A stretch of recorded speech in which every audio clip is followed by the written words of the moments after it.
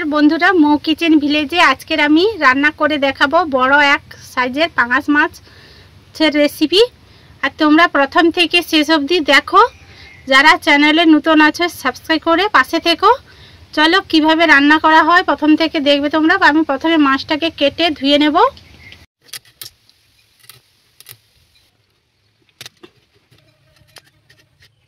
মাছ কেটে ধুয়ে নিয়েছি আর আমি এখানে লবণ মাখিয়ে নেব।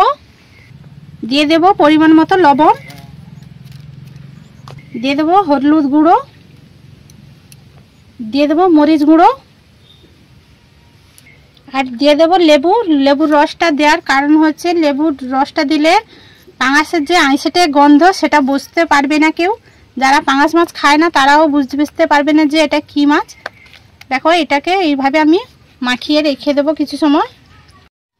মাছের গায়ে মশলাগুলো মাখিয়ে নিয়েছি আর এরপরে কড়াইটা বসিয়ে গরম করে নেব মাছগুলো ভেজে।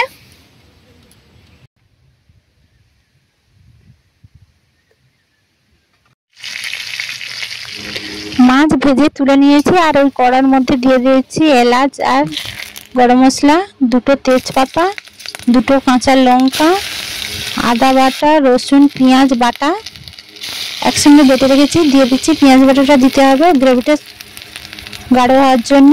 আর পরিমাণ মতো হলুদ আর লঙ্কার গুঁড়ো, দিয়ে দেবো জল,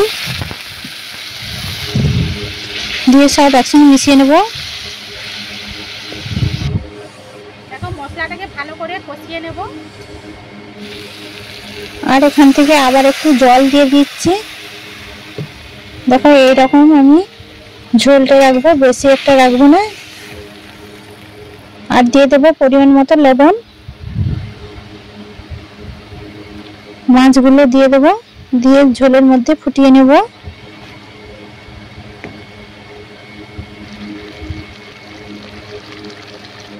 কিছু সময় গ্রেভিটাকে ফুটিয়ে নেব। আর দিয়ে দেবো জিরের গুঁড়ো উপর থেকে আর গরম মশলার গুঁড়ো। এখন হয়ে গেছে, এরপরে নামিয়ে নেব।